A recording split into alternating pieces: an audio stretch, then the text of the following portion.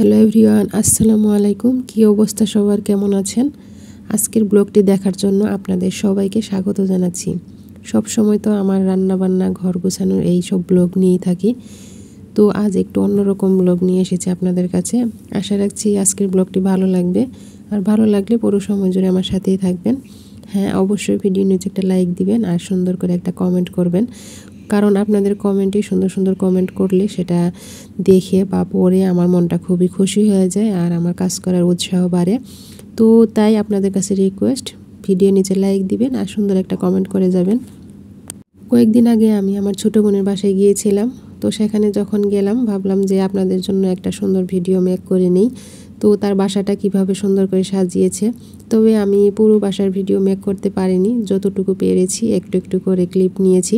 তো এটা হলো ওর ড্রয়িং রুম। তো ড্রয়িং রুমটা ও এত সুন্দর করে সাজিয়েছে যে দেখার মতো। তো আপনারা দেখেই বুঝতে পাচ্ছেন কত সুন্দর করে সাজিয়ে গুছিয়ে রেখেছে। ঘর যেমনই হোক সেটা সুন্দর করে যদি সাজিয়ে রাখা হয় তাহলে তো আমার ছোট বোন আর ওর হাজব্যান্ড দুইজনেই কিন্তু খুবই শৌখিন, সুন্দর সুন্দর জিনিস কিনে তারপর রুমটাকে একদম সুন্দর করে সাজিয়ে রেখেছে। দেখলেই মনটা ভরে যায়। আর এর মধ্যে প্রচণ্ড ঝড় বৃষ্টিও শুরু হয়ে গিয়েছে। সবাই তো জানি 2-1 দিন থেকে কিন্তু প্রচণ্ড বৃষ্টি হচ্ছে।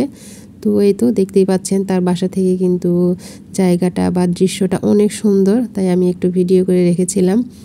তো অনেকক্ষণ বারান্দায় দাঁড়িয়ে তারপর বৃষ্টি দেখছিলাম, তারপর আবারও রুমে চলে এসেছি। তো এসে যতটুকু বাকি ছিল সেইটুকুই আমি ভিডিও করে নিয়েছি। আপনি যদি আপনার ঘরটাকে সুন্দর করে সাজিয়ে রাখান আর সেটা যদি মেনটেন করতে পারেন তাহলে সাজিয়ে রাখা খুবই ভালো। আর যদি সুন্দর সুন্দর জিনিস দিয়ে সাজিয়ে রাখেন সেটা মেনটেন করাও কিন্তু খুবই কষ্টদায়ক। আমার বোন কিন্তু সারাদিন সে ঘর গুছাতে বা এগুলো পরিষ্কার করতেই ওর চলে যায়। দেখতেই পাচ্ছেন কতগুলো জিনিস বা কীভাবে সাজিয়েছে। আর এটা পরিষ্কার পরিচ্ছন্ন করা কিন্তু খুবই কষ্টদায়ক, যেহেতু ও বাসায় একা থাকে, ওর হাজব্যান্ড সাথে ওর ননদ থাকে। তো সবাই মিলে এইভাবে সুন্দর করে সাজিয়ে রেখেছে।